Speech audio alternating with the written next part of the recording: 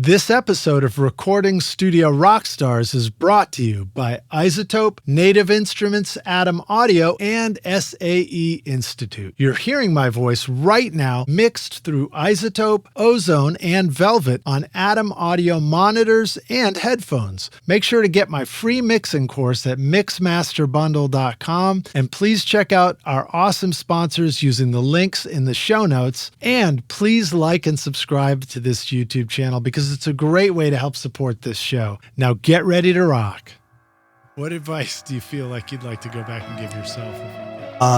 Not to drink my own Kool-Aid. Don't forget how important you are in other people's lives and how unimportant your career is for other people's lives. And it's not even about engineering. It's just about you're going to be a much happier person if the people around you are happy with you. I spent a decent portion of my career when I owned the studio just as a workaholic. And it accumulated into me selling my studio and making a lot of horrendous mistakes in my life that I remember to this day and go, oh, that Homer Simpson feel. Right. And it was really just drinking my own Kool-Aid, you know, just like really being too hyper-focused on climbing the ladder.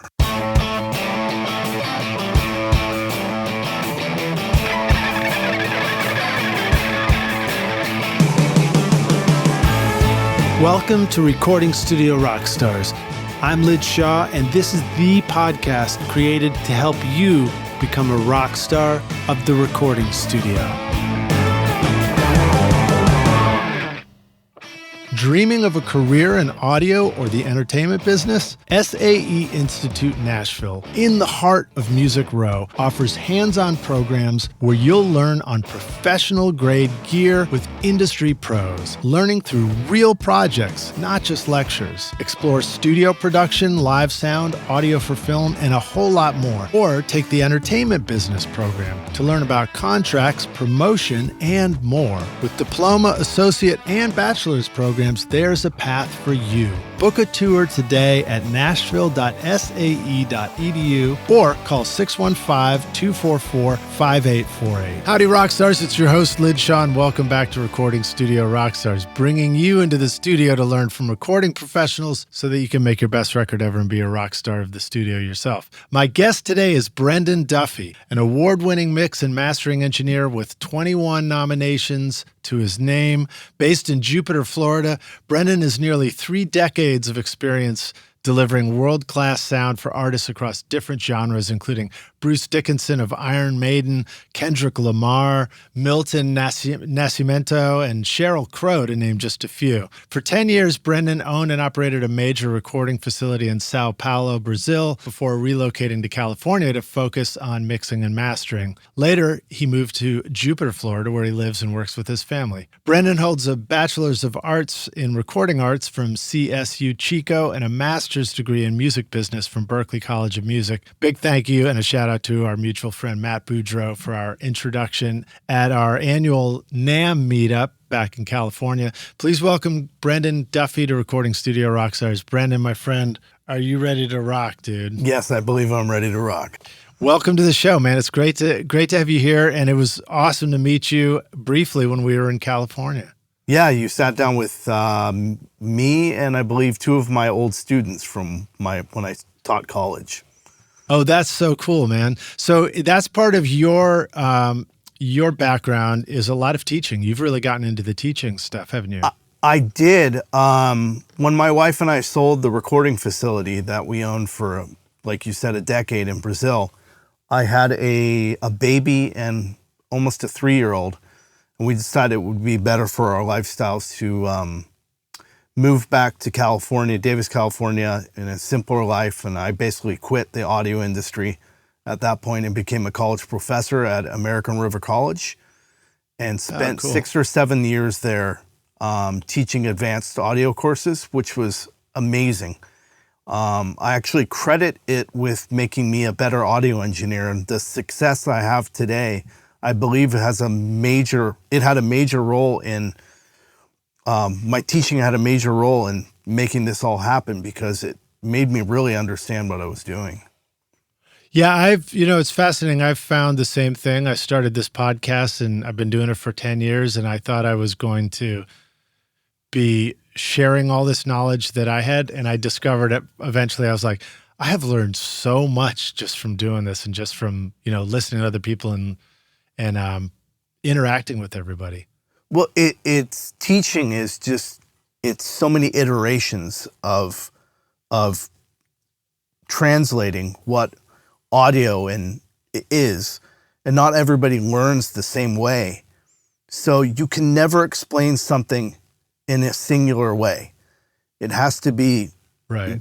It has to be delivered for multiple fashions of learning, and that's where you really, really learn how a preamp works or what a DI box does, because you have to explain it to 30 individuals, and not everybody will learn the same way.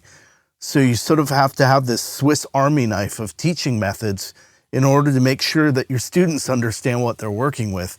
And I would have revelations in my mind in the classroom, just epiphanies about how to mix or master, just because I found some gold mine of how to explain a specific process. And then I think, oh my God, I wonder if I apply this at home. And as I did, the music production world started pulling me back in. That's really cool, man. I've had a lot of interns in the studio too. That was probably my original introduction to the teaching aspect.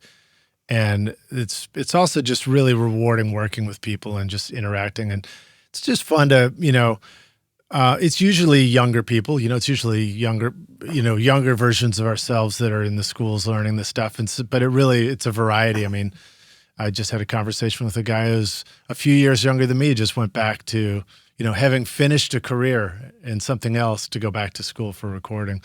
But it's just so much fun to watch and interact with people who are like at that exciting stage of learning all this stuff.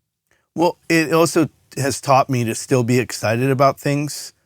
I think, after I started this when I was 17, and there is sort of a it's sort of like lackluster now. You win an award or an album gets big and you're sort of like, yay. And you move on to the next day.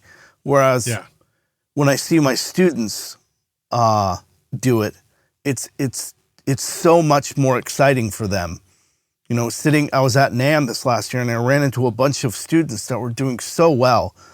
And it made me really think like, wow, I don't care about this as much, the actual success of this. I really like doing this, but maybe I should get a little more excited about what I do. Because they definitely are. I think my students were more excited about my victories this year than I was. And it makes you rethink of like how cool what we do it really is and how long I really worked to get here. Do you remember, maybe take us back and give us a little bit of a brief story arc of yourself getting into all this and what you remember about being excited about recording and making music when you started. I know for myself, I could have recorded something that sounded pretty bad and still been like incredibly excited about it. Oh, back in the day, It started, I remember the specific day. It was in the summer, and my friend had bought the Year in the Life of Metallica. And it was a VHS, we were watching it, and it was my introduction to Bob Rock. And I just saw what he did and all the buttons. It was Bob Rock and Randy Staub. And I just looked at it and went, that is the coolest thing ever. I want to do that.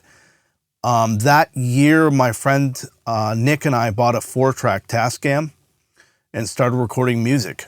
So that was back in... And do you play an instrument? I'm a classically trained pianist, and I played guitar. I still sort of play.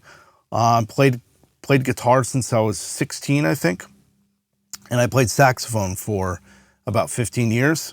So yeah, I played quite a few instruments, and now I just, tinkle on everything I can get my hands on, but not very well. Yeah. And did you learn how to read and all that kind of stuff at that point? Yes, I was playing in orchestras and jazz bands, and the only instrument I can't read music on is the guitar.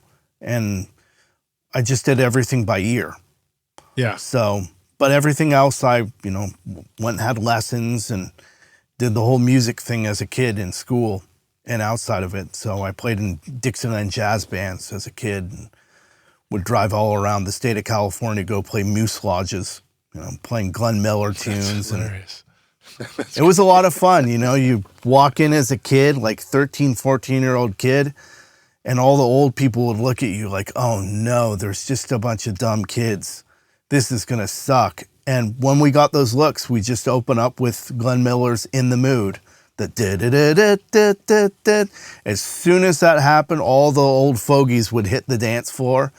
And it was a lot of fun. I really enjoyed that period of time. That's great, man. That's great. How many saxophones were in Glenn Miller? I think that was one of my epiphanies, was realizing that part of the Glenn Miller sound was a bunch of saxophones, wasn't it? Well, it's actually because the tenor sax and the trumpet are in the same key. I believe it's B flat, and his trumpet player didn't show up to a show or something, so the tenor sax player took over, and that sort of coined his sound, I believe. I could be wrong, but as my memory serves me, that's what really happened to Glenn Miller. That's what made his sound. So what was your opening one? Was which track? In was the it? Mood.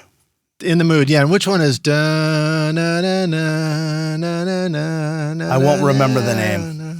Yeah, it's like the real.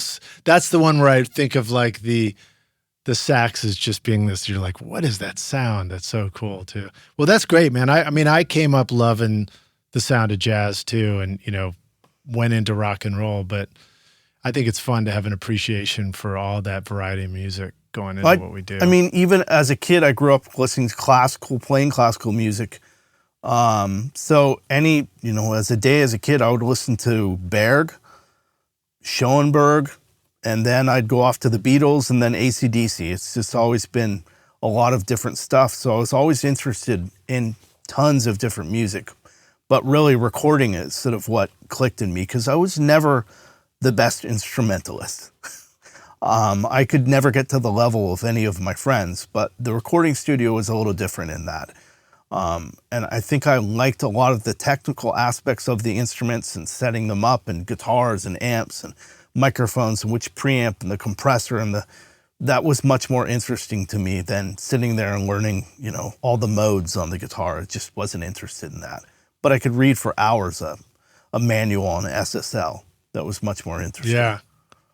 Yeah. Back when we were in school, we had to do things like they'd give us the test would be a sheet of paper with a flow chart of the console and blank boxes. And you had to, like, from memory, fill out what was every single element of the console and the signal flow and stuff. It was fun. Do you find that the kids or rather students just in recording are learning any of that stuff now, and that's useful? Or, I mean, that must have really changed while you were teaching too. Where I went to school, Chico, and I was actually just back there last week teaching. And where is that? Where is that? Chico is in California, Northern California. They've got a really great recording arts program that a lot of just major engineers have come out of, like Steve Boffman, who did all the Eminem and 50 Cent records, who's a good friend of mine, and tons of other people. But they still have the kids mix on an analog console. They have an SSL.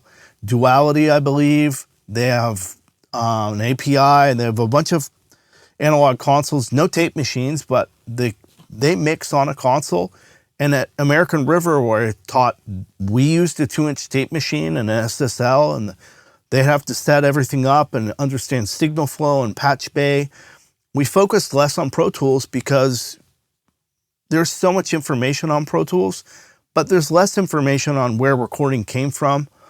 And just simple mic techniques and everything like that. So yeah, I think a lot of the schools are still focusing on that aspect of the analog world and traditional recording setups. I think it helps. I mean, I know when an intern comes into the studio and, says, I'm certified, whatever number in Pro Tools, I'm like, that's great. That's great. Yeah, good for you. I know you don't know anything. Actually, I know that you will know a few button clicks that you'll teach me, which will be great, and I look forward to that. But beyond that, because interns would come in and they'd have learned some newer feature that I hadn't even messed with yet, and that was always fun. But it's also a feature you possibly never use again. But Maybe. going back, it was funny to get the advanced students, and I would ask them, So who actually really knows how to use a compressor and what each control does? And the hands would sort of go like this and then fade away, because they knew if you said yes, I would ask you. And so what I do with the students is have them define things in the simplest of terms. So, for example, a compressor, the controls would be threshold is the on and off button. Ratio is the in versus out button. Attack is how fast on, and release is how fast off. And when the students went through the thought process behind understanding what each control did, and then defining it in words, that's when you really get, you could see the students sort of their eyes lighting up, because they finally understood what it did. Because before that, they would just read in a book, and the book definitions are very rigid. They were using the same recording studio techniques book that I did when I went to Sacramento City College and didn't understand what a compressor did from the book. So it's a lot of the thought process behind that. So my hope was to push students into the world that could walk into a recording studio and not possibly set it up, but at least have a foundational knowledge base to perform, and not just have certificates, which no one cares about. Yeah, I mean, you're absolutely right about that. I still struggle with manuals. I'll push myself through it, and I'll accept that I might have to read what it just said 5 times, and then slower and slower each time to try and understand it. But there's something about having somebody who has used the thing show you, no, this is what with a snare, if you do this to it, you open up the attack on the compressor, now you have control over how much smack of the snare comes through. If you record a glockenspiel, turn that attack all the way as fast as it'll go, and you'll make the mallet disappear when it hits, the spike will go away, stuff like that. But it's also finding out the things that the manual tells you shouldn't do that work. Right. Totally. All the stuff that's against the rules according to the manual, but turns into, techniques that are in plugins now. So, yeah. In fact, they become, I'd go so far as to say very often they become the sounds that everybody loves so much that, you scratch your head and think, how did they ever get that sound? I mean, one of the aspects of that for me, I think, has been learning to just really push the shit out of stuff, just push it, make it louder, because there's I think I think everybody goes through the try and turn everybody up. Everybody in the band wants to hear more of themselves, and then you make a mess of your music, and then you don't know what to do next.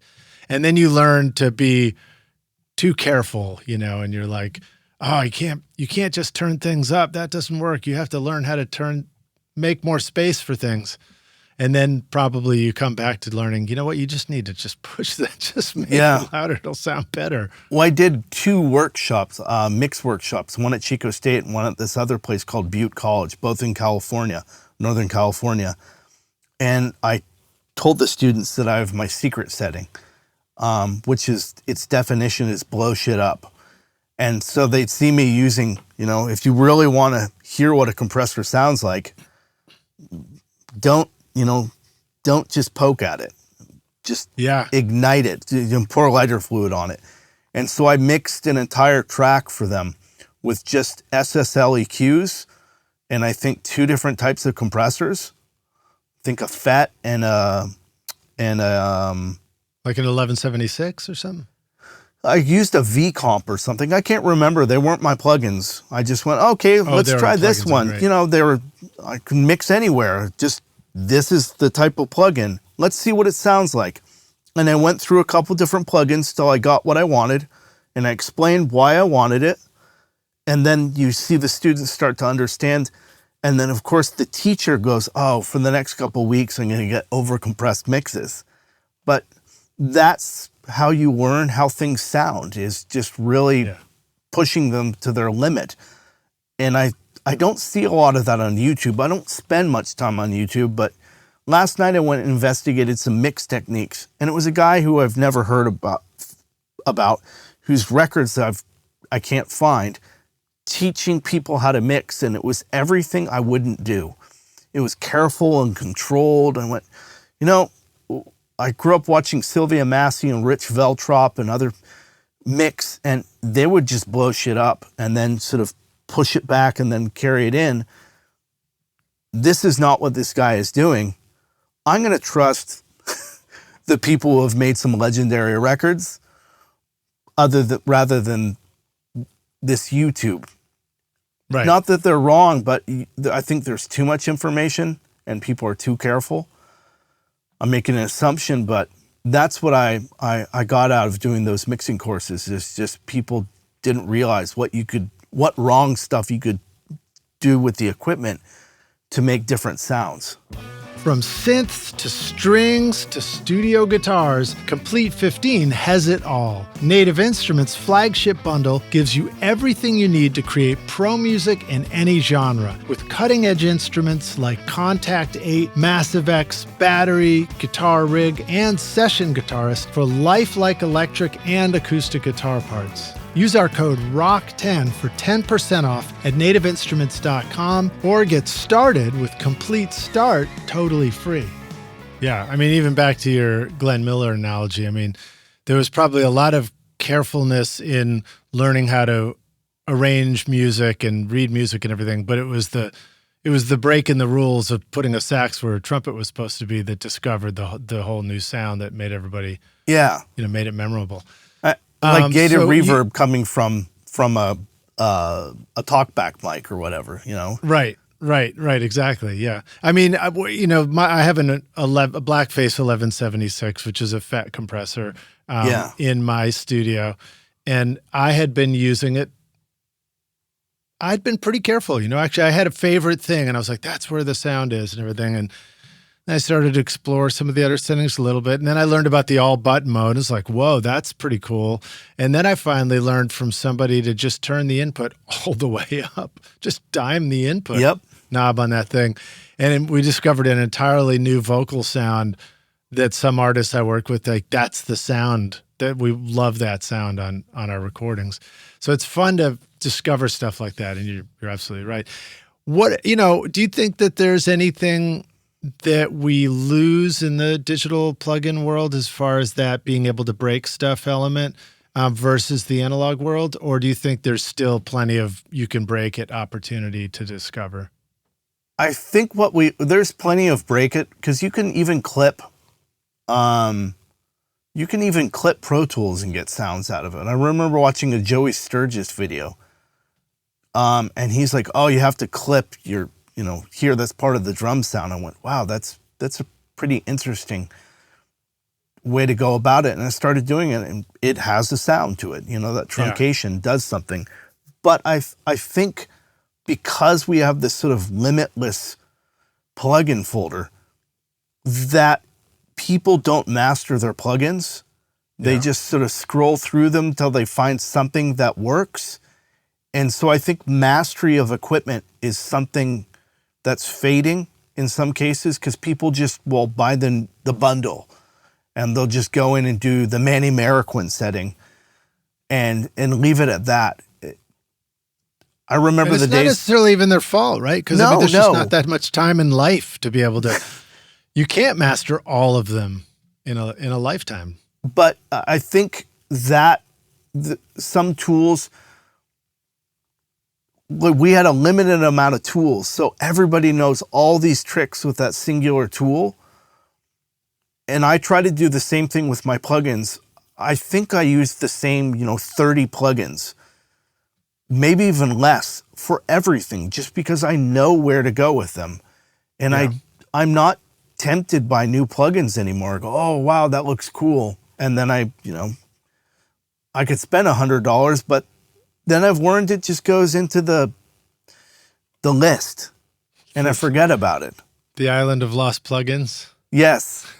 And when I reinstall Pro Tools or get a new computer, I go, why do I have this?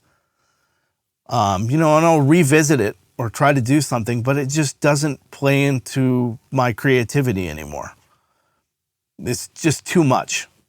Well, so I'll wax philosophical here for a moment and take that a step further, which which is to say that it's actually very empowering for all of us to accept that kind of thinking, to say it doesn't matter. It's like comping a vocal. It's like learning, oh, you can comp a vocal, and then you learn, oh, I'm so fast, I can comp 100 vocal takes into a vocal, and I've done 150, and it didn't get us anywhere. It didn't get us to a result that was the one that we were looking for. I don't think we knew what we were looking for.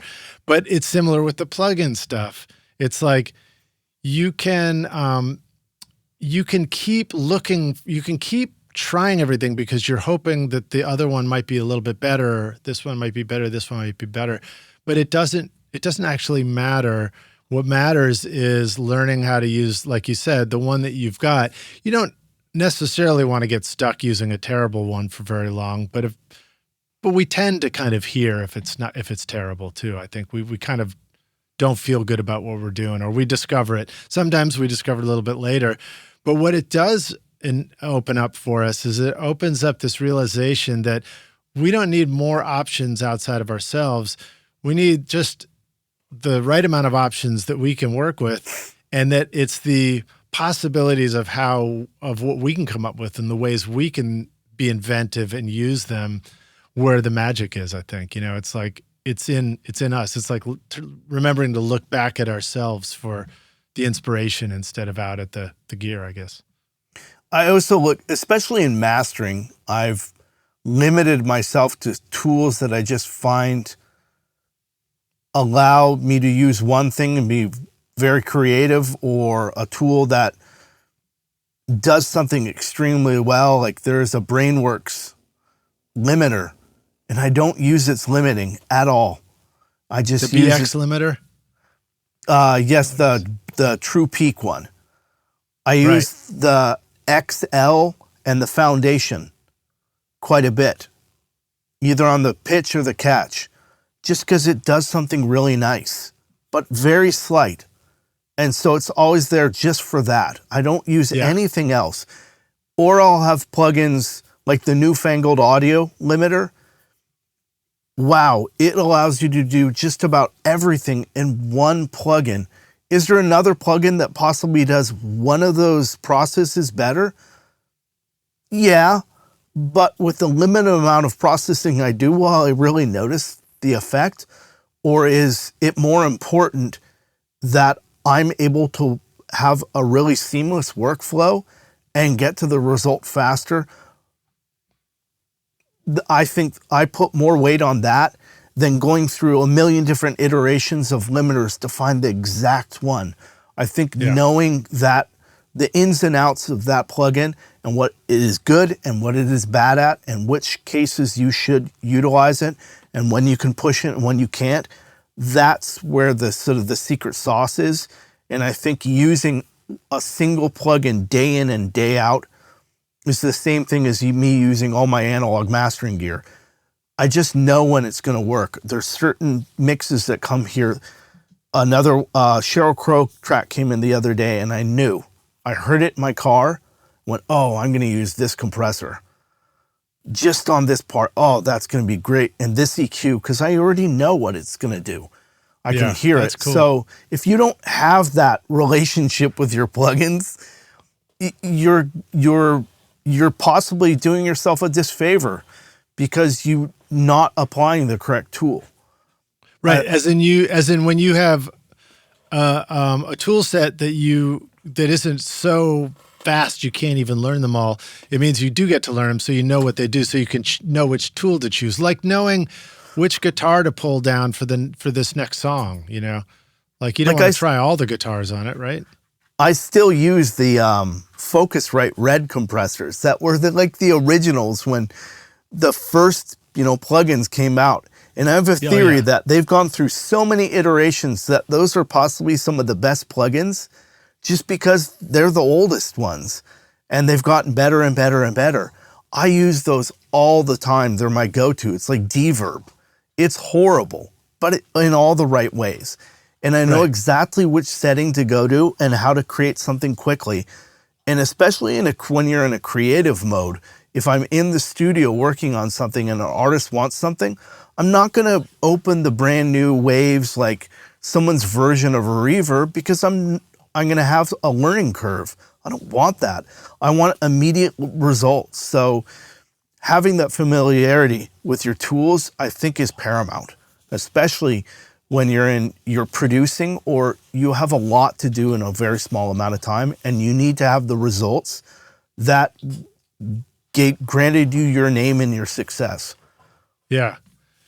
So I've got a couple of questions that come to mind, but let me rewind a little bit because you mentioned Sylvia Massey. Now, am I correct in having read somewhere that you had spent some time working with her for a while? Yes, I was one of her first interns when she had the theater in Weed, California. So cool. And then when I moved back to the United States, I had a brief stint with her as a mix engineer. We did a couple projects together.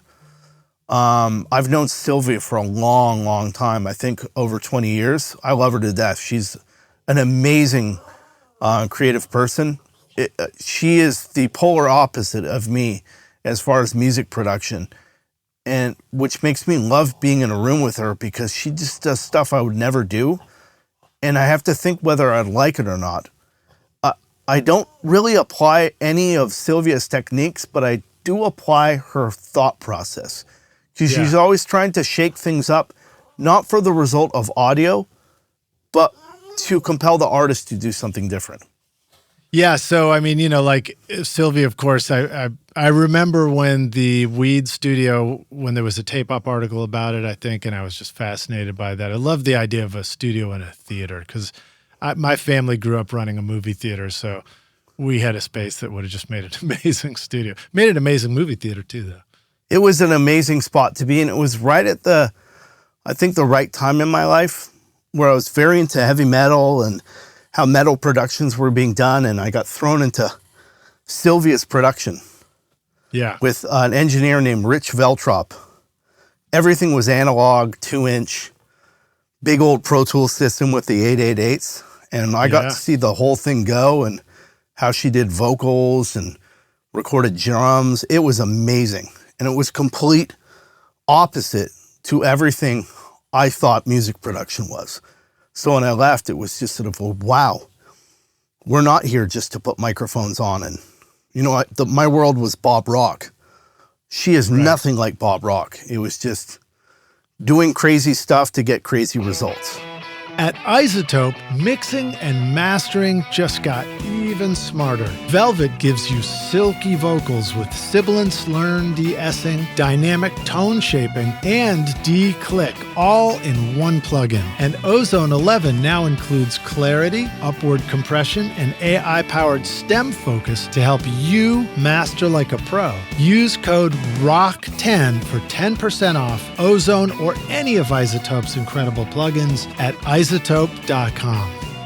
What was a vocal recording thing that you remember? And then what would be, maybe, I mean, unless it's too challenging a question to answer, a vocal recording thing you remember that she did versus something that you might do now, the way you might do a vocal now?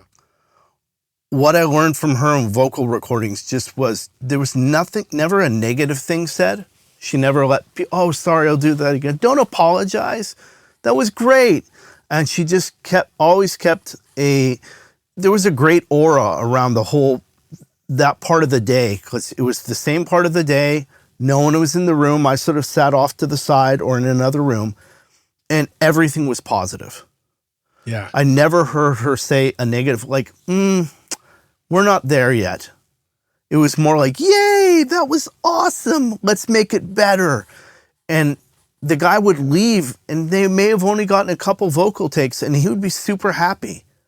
Oh, look at what we got. What we got is so amazing. And I'd walk in and go, wow, we only got the verse.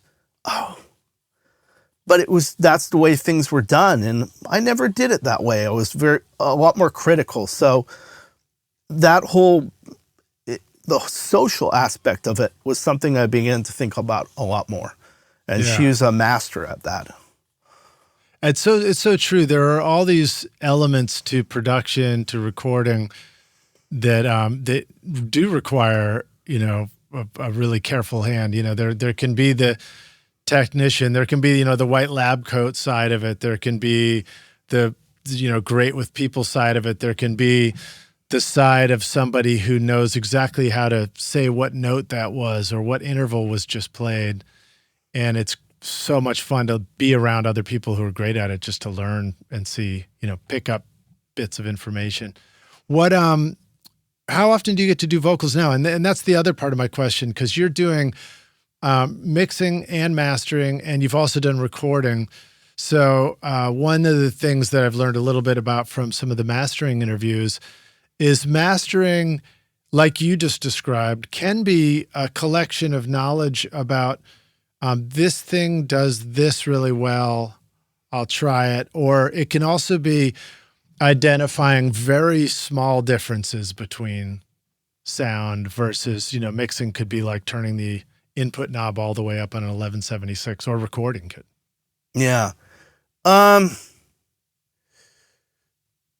would I say, like doing vocals versus mastering I don't want to say it's a different mindset, but my thought process behind it is just completely different.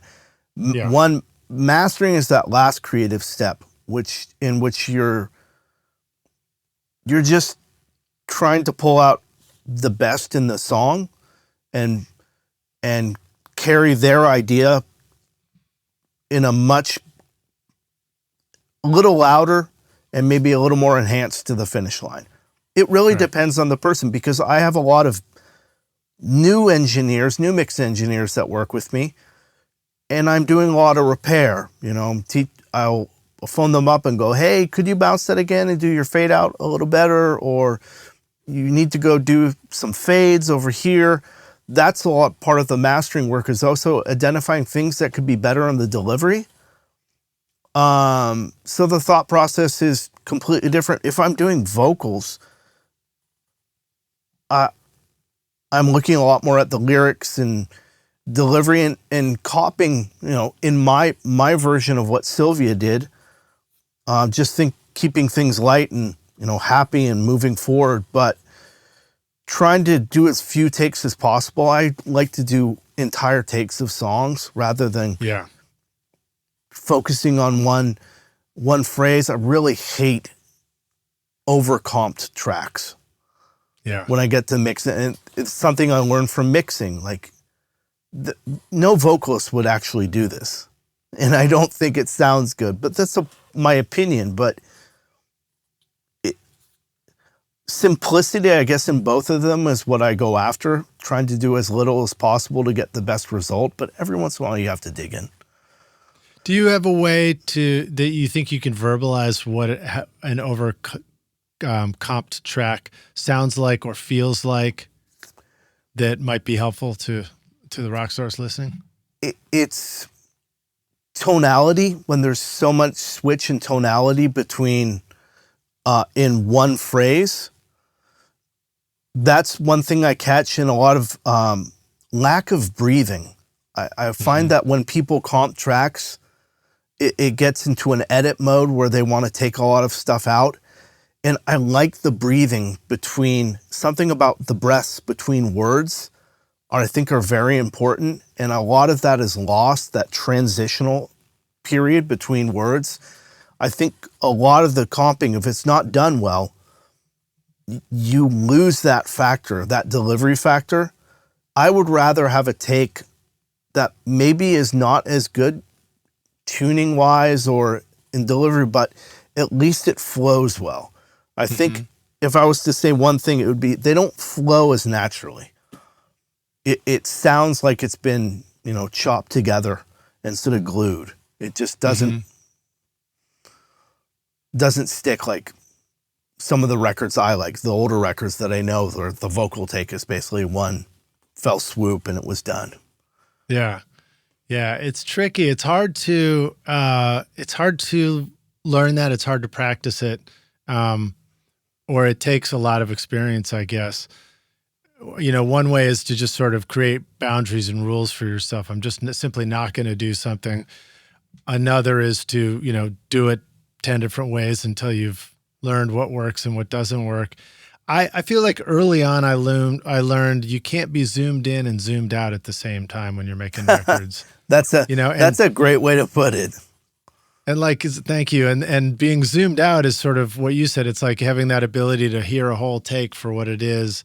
And zoomed in is that ability to notice that certain syllables are out of tune, places like that.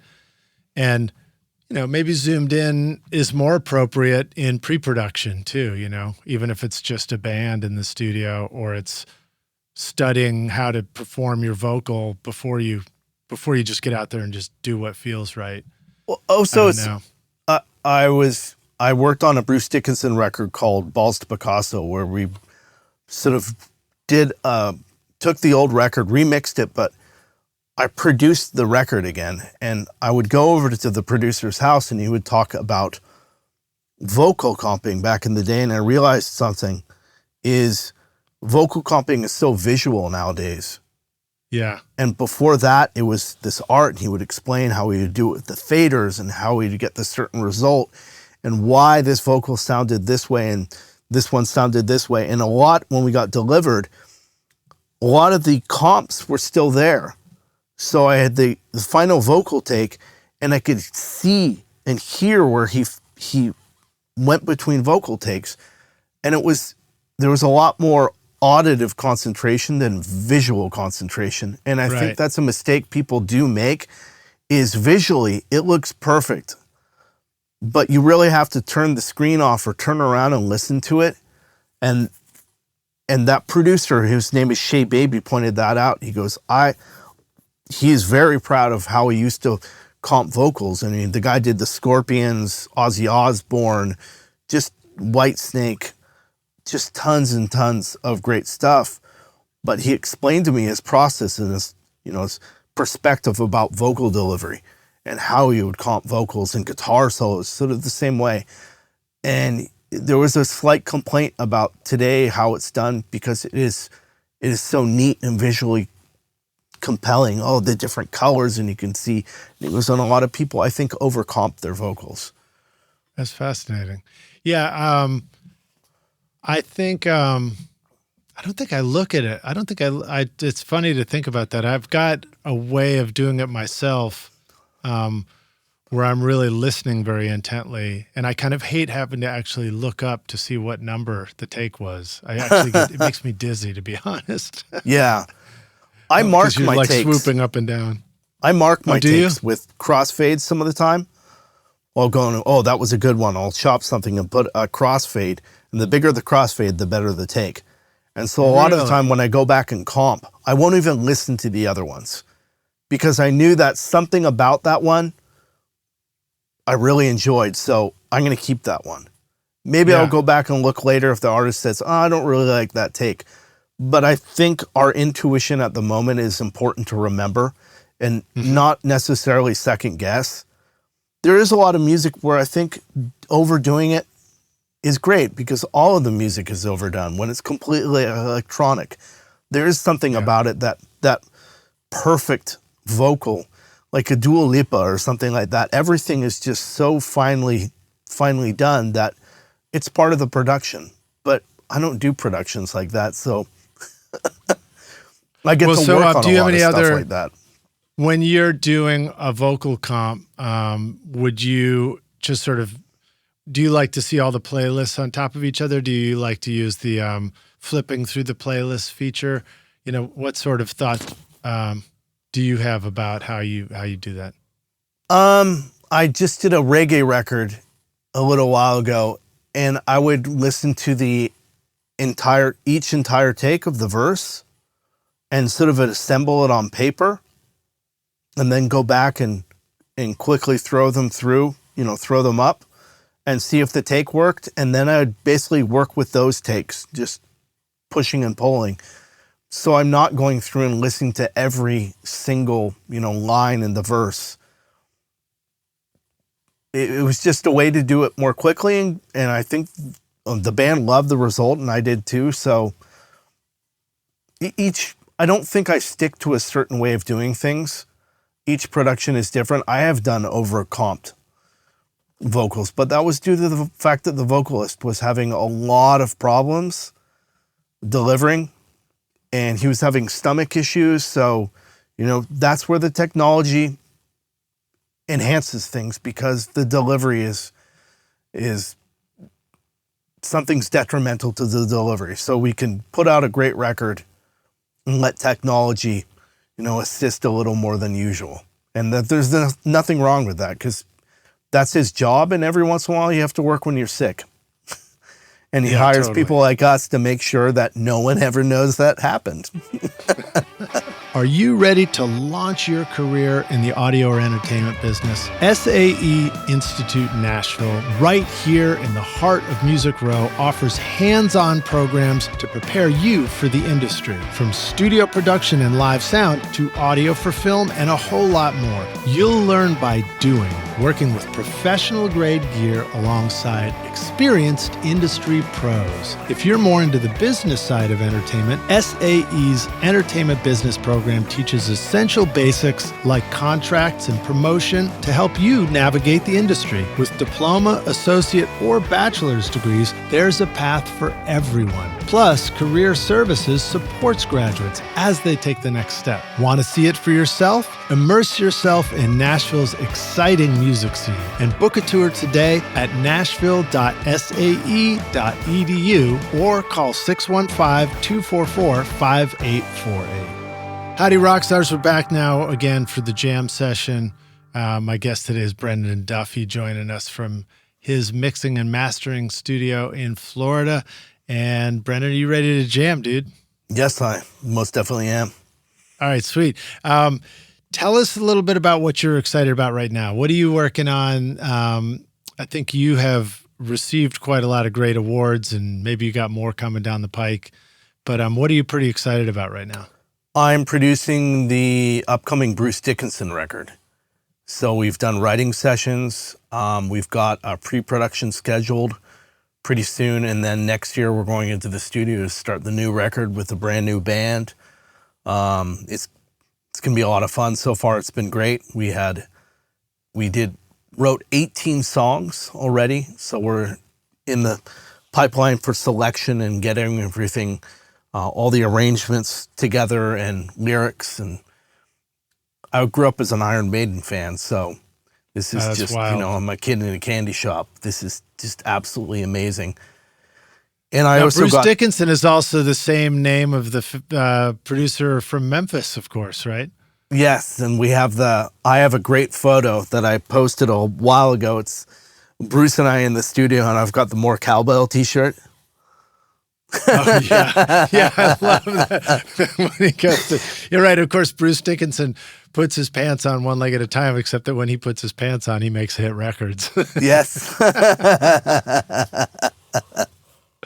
Great quote. I mean, but I also spent the last year remixing and atmosing his catalog, most of his catalog. So I got to work on all the records that I grew up listening to. And one of them, Balls to Picasso, is coming out as More Balls to Picasso. We recorded new, heavier guitars on top of the original guitars, put more guitar arrangements in it, kept all the original solos and parts. And we hired this guy named Antonio Tioli from Brazil to put Brazilian percussion, string arrangements, just everything you could think of, and remixed and Atmos the record. It was the record when I was a kid that I loved the record. I just never liked the sound. It just wasn't heavy enough. And so we took it and made it a big, heavy record. That was a lot of fun. And of course, working on his older records, remixing them was just so much fun to see into those old productions, especially his original one, which is Tattooed Millionaire. His first solo record was done by Chris Tankstarides, which did Judas Priest and all these other great records that I grew up on. And to see how well recorded this stuff was back then. Like, the room mics were for the guitars. Everything was in phase, and you pushed the mics up together and it was the sound of the record. It was awesome to see how something was done. There was a lot more art in the recording. You could tell that someone put a lot of care into the way it was captured. So when the faders got pushed up, it was like, wow, I know this record. There wasn't a lot done to it. And it just really made me, it was disappointing because Chris died a long time ago. But all the other records, I was able to talk with the producers. So when I did Bruce Dickinson's Skunk Works, I phoned up Jack Endino, who of course did the first Nirvana record. He did Soundgarden. And I spoke with Jack a couple times working on the record together. He approved it. Great guy, awesome stories. Of course, Shea Baby, who I've been talking to quite a bit for the work on More Balls to Picasso.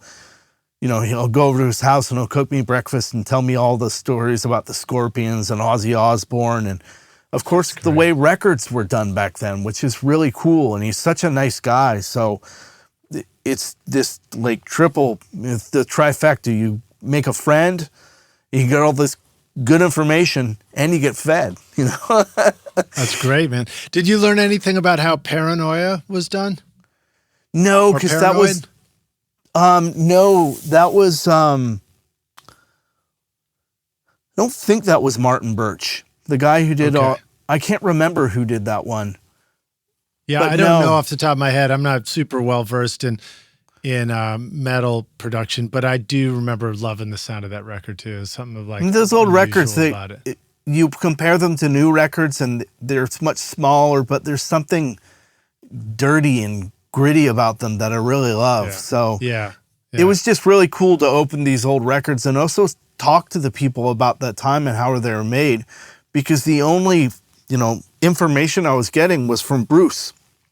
And Bruce is such a creative person that history and creativity sort of meld together. So when he tells a story about an album, you're seeing it from his perspective over time.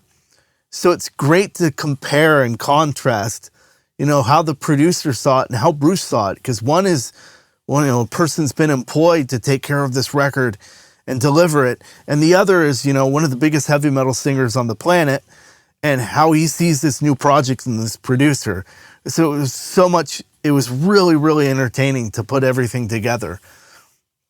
It was just wild. A really fun year with a lot of information and a lot of great records. I mean, I could not complain. I was doing that, and I did Kendrick Lamar's Not Like Us, Euphoria, and Meet the Grams, which of course swept the Grammys, which was incredible too. That was very exciting. And what were you doing? I know there's some things you could probably talk to us about and some things you can't, but which things are like mixing and versus mastering? Or I work for $1 Million Snare, which is a mastering facility located in California. Nick DePurcell, who does a lot of the major hip hop stuff, he did the mastering, and I did the Atmos for all the Kendrick stuff. Oh, so cool! It was a very small team, but I do all the Atmos for $1 Million Snare, which has been just an awesome thing to work on, because I do a lot of hip hop in Brazil. I do a lot of work in Brazil because I lived there a long time. And my assistant engineer from there turned into a very prominent producer in pop and hip hop there. So I work on a lot of his stuff. And then working with Nick, I've got into the hip hop world in the United States, which is awesome. Working with Boogie with the Hoodie, Larry June, just so many different artists. And of course, R&B like LMA, and we did Money Long. Just things that aren't necessarily in my normal wheelhouse, but I get to work with new mixing engineers and just get a whole new perspective on how things are being done in that world today. So it makes my job really interesting. And I'm thankful thankful to work with, I mean, Nick he's such a talented guy, and you see what he does and it makes you think about stuff. It definitely makes you a better engineer, or someone like a mixer like Prizzy, who when the stems came in, I just was awe-inspired of how clean and amazing and detail-oriented his stuff was. So you get to see a lot of sort of the inside of the talent in a lot of these people, which is a privilege, but also makes you a much better engineer yourself, because you know you're up against. So I've actually got some questions that I'd love to ask you about, just this variety of cool sounds that you get. And I even got a question from a great engineer here in Nashville, young guy, Jack Foster, who I've been working with a lot in the studio, who's a big fan of hip hop too. And so he wanted to ask you a couple of things. You mind if I ask you a couple of questions about that? Shoot away. Groovy. So he said, first question was, I'd like to know how he processes his low end and how he approaches rap versus R&B. I'm going to start with the last question. The approach has everything to do with the mix and not the style, because I put R&B, rap, that big low end, along with Brazilian samba and a couple other South American genres I work with. Low end processes is there's no singular remedy to make it sound good, because of course the mixing engineers all have different approaches. I like to do the minimal amount possible. I usually find where it's moving the speaker the most, that's not in the subs, like sort of the range from 100 and up. Sometimes it'll be around 200, you never know. And maybe applying a dynamic EQ to that. But it varies so much because of different people's treatment of low end. Mm-hmm. I can't remember. And are you the first discussing question. mixing or mastering? Both thought processes, or does it matter? It doesn't matter. It's just because so much of hip hop is also delivered with, you don't have much to work with. A lot of time I only have a stereo track and then the vocals. So I also look at it from the perspective of the artist already likes the beat. Something compelled them to choose that. And one thing I really like about hip hop is they're not boxed in like heavy metal, where everything sort of has a limited range of how creative you can get. You have to have this badass tone, you have to have this drum. Hip hop doesn't have that. Rap and R&B there's so many things they can be sonically. So I'll alter it to give it the weight, but I do not approach it in trying to make it sound specifically like some reference. I really work on what I have and just pulling out the best that beat has if I don't have individual stems or individual tracks. Well, let me ask you this question. So you mentioned 100 hertz and above, and I think you called it like the body or the impact or something like that, and moving the speaker. So at this point, we're talking about moving the speaker, not the sub. Sub, right? I look at things in sustain too. You have to look at like an 808. It has a lot of sub information, but it's going to have an area where you audibly hear sort of it's almost like a plosive in the speaker. Right. And I like getting that transient and some of the time and pushing it a little, because when you have a lot of high-end elements like hi-hats and snare drums on top of that, a lot of the time the impact of the sub itself is not enough to have it seat itself in the mix or the master.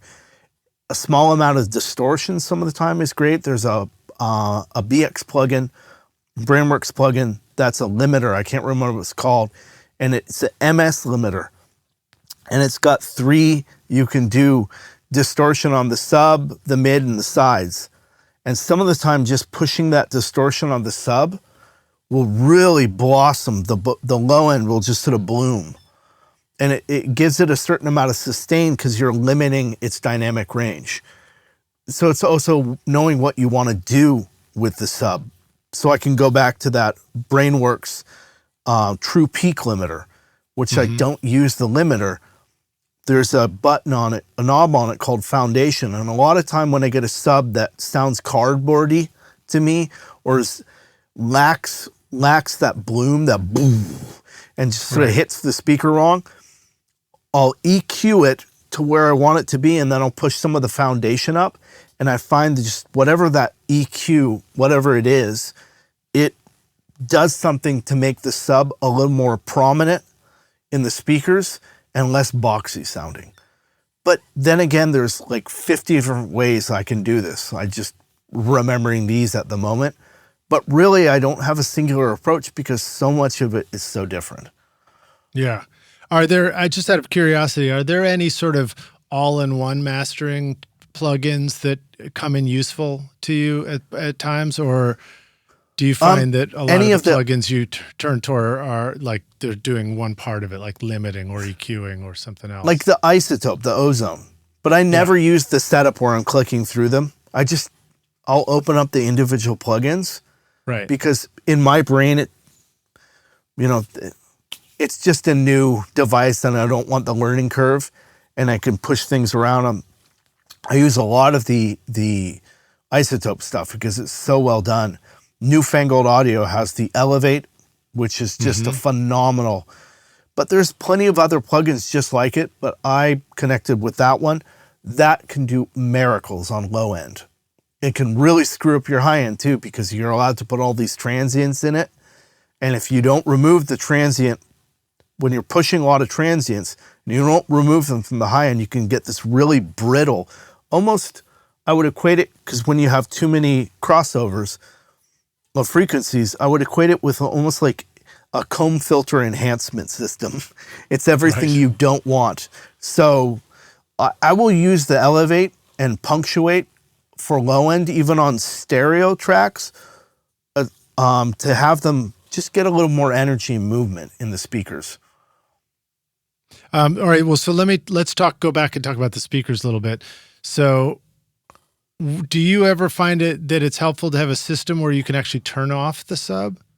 I do. I have with sub on and off kind of stuff. I will check with the sub on every once in a while, like at the end. So I have a SPL mastering console, the DMC. I have the entire mastering console set up, and I can just turn my sub on and off with the click of a button. So I will check if it sounds good on my sub, but I already know if it sounds good on my speakers, I'm good to go. And in fact, some of the time I have these little Wharfindales. There used to be my dad's speakers, and I grew up listening to them, so I know them really well. And if they're farting, I've got a problem. If I turn them at this low volume and they make the I can't stand that, I know the low end's not correct, because it should, the best sounding rap and hip hop and R&B tracks, I can turn it up in those speakers and it just sounds beautiful. Yeah. And so I know if cool. I've got that little that I'm in trouble and I need to go work on it. You don't need to play guitar to sound like a pro. Session guitarist from Native Instruments delivers hundreds of lifelike guitar performances, both electric and acoustic, right inside Contact. Whether you're laying down rockin' electric riffs or warm acoustic beds, you'll get 154 electric guitar patterns and over 250 acoustic guitar grooves for strumming and fingerpicking, all grouped into song-ready presets. Dial in recording quality tone with built-in amps, cabinets, mic modeling, and effects. You can drag and drop MIDI into your tracks effortlessly, then tweak tempo, tuning, and feel to fit your song. And with new session packs on the way, you'll never run out of inspiration. Visit nativeinstruments.com, use the code ROCK10 for 10% off, and bring full guitar performances to your next track. No more blisters on your fingers. So you did mention the car earlier, and that was going to be one of my questions around speakers too, is how useful is the car to you as that experience, and for hip hop and low end and sub and all that kind of stuff? You know, when we moved here, it was right after the pandemic and cars were just filthy expensive. So I bought myself a Kia Soul, a green. Nice. We call it the Guac, because I live out in Jupiter Farms. It's called here. It's agricultural land. So we're out on a sand road out in a neighborhood pretty distant from the town itself. So, you know, my car's always dirty. It's always got sand in it because there's sand everywhere. And it's got this horrible stereo system. But what I love about it is I don't necessarily check mixes in it. If it sounds wonderful in that car, you're good to go. Right. So because the car destroys any good mix. Like, I remember learning that from a producer when I was an intern and I was talking about cars and stuff. He was like, I always get a cheap car with a cheap stereo because that's the reference. That lets you know what the world is listening to. yeah. But I also don't reference it. I don't mix referencing to the worst the world has to offer. Right. Because then the rest of your life is depressing. I've got this wonderful set of speakers in this great room, and if it sounds good in here, there's a lot of records I've mixed that I never checked it in my car because it sounds so good in here that I don't care what it sounds like in my car. And I've gone out later and go, man, this sounds okay in my car, but it sounds great everywhere else. You Right. just can't mix for the unknown because every Right. system is different. My wife's car has a great stereo system in it, but of course, her and the kids are always tweaking the bass Right. and the treble. So I Yeah. get in and I go, really, do I have that much sibilance in my mix? So I just sort of forget about it. Because we went You on a got that car much trip. kids in your mix. Yeah. And I went, wow, whoever mixed this is super sibilant. Then on Alanis Morissette, her first album came on, and I went, I have to adjust this because there's a lot of high end in the voice. And I went through, my kid had boosted like 15 dB of, 6K and up. And you turn it down and the stereo becomes louder and more full and less annoying. But Yeah. all the mixes sounded decent, even with that horrible EQ setting. That's funny. One of my first cars, I had a car stereo, and I was putting stereos in my car, pretty early on. Put the stereo in, and then had like a graphic EQ underneath it. And I think that was like one of the first places I learned how to EQ because you just start messing with everything. You're like, oh, look what that does. Oh, and you start discovering the lows and the highs and everything. It's fun. All right. Well, so I got another question from Jack. He said, I'd also be interested in his typical vocal sends.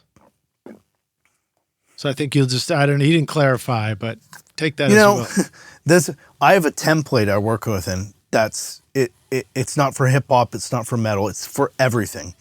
And Right. I have already set up. I have what I call my harmonic reverbs, which are reverbs that aren't really reverbs and delay. They're reverbs and delays. They're sort of strange, and it's just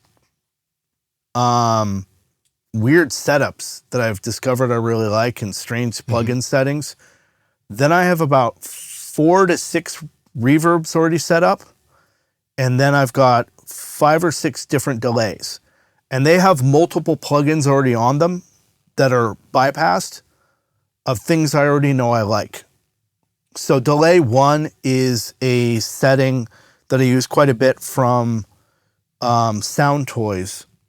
And I can't remember because I never opened them. It's like It's this Echo Boy or weird, something?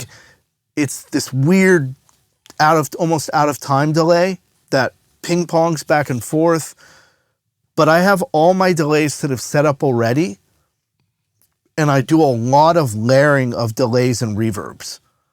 So I have certain ones that I only use for voice and others for guitar but it's a lot of layering. That's all I could say about it. I'll never use just one delay.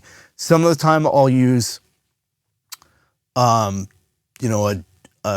just the Pro Tools delay and then the Sound Toys delay at the same time or slightly different, milliseconds difference with completely different EQ settings. Or one will have a small amount of flange on it.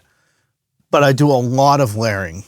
And then for hip hop, I will set up individual tracks with like Echo Boy on it or something for all the throws.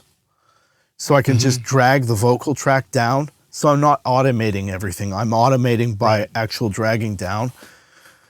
But I treat heavy metal and hip hop the same way. For me, it's the same thing, especially death metal. Death metal and hip hop have a lot of the same vocal enhancement because some of the time the vocal is so similar the entire time that you really need a lot more dynamic movement. So delays and different reverbs really change the dynamic of the mix. So I use a lot of different ones. So all of my chorus where I'm going to do my chorus for the lead vocal. A lot of time I'll just open a new track and drag and drop, and I'll have completely different settings that have similar output as far as effects go, but it's just enough to make it sound different.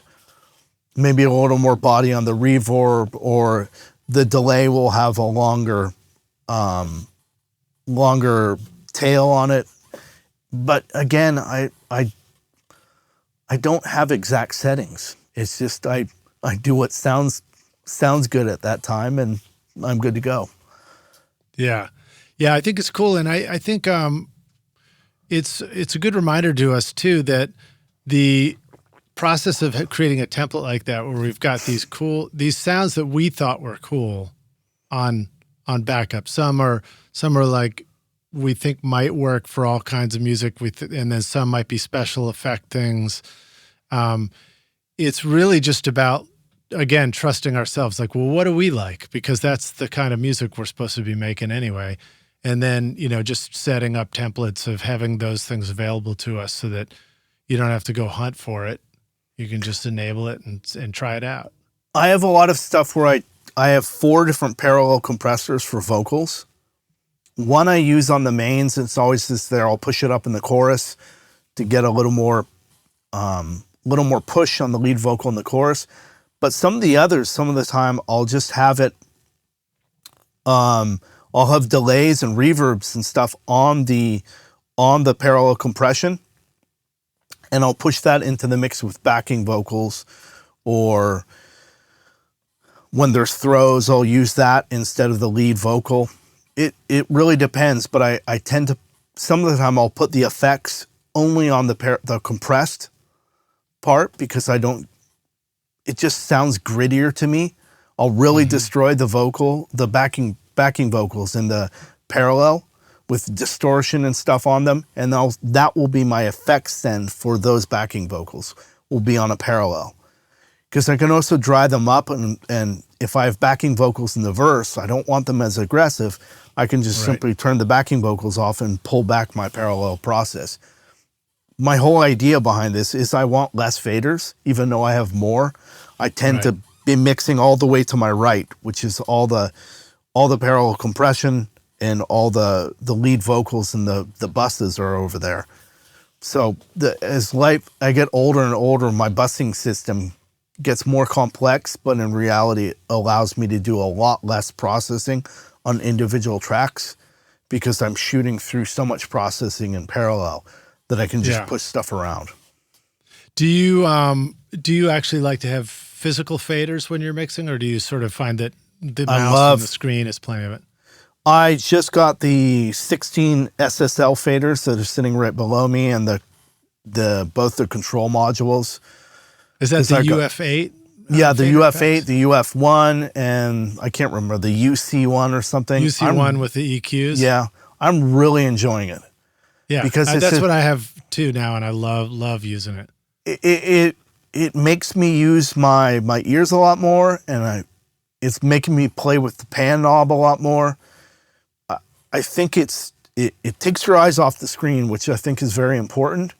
Yeah. And so I'm actually moving when I'm mixing too. Yeah. Which is something different. I get to fly through all the different channels.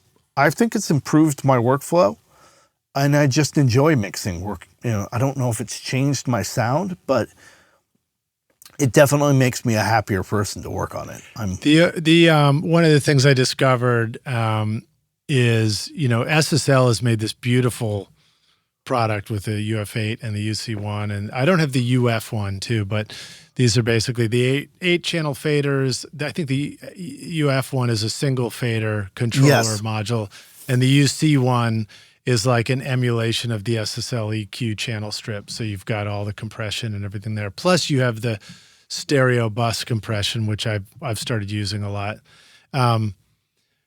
But because it integrates with Pro Tools has a bottleneck because of the Huey thing. That means, well, you don't get all the bells and whistles that are available in the UF8, which I wish I did, but I also don't miss them, because just simply having that fader and the mute and the solo and the pan and being able to see all the faders or put hands on them and move a bunch around at a time has been so awesome. The only thing that'll catch me off guard is when I go up and I start adjusting the UC1, the EQs, and again, I'm like, oh crap, it was still on the other sound or the other fader. I learned to be careful with that. Yeah. Or leaning on and taking an extra glance, right?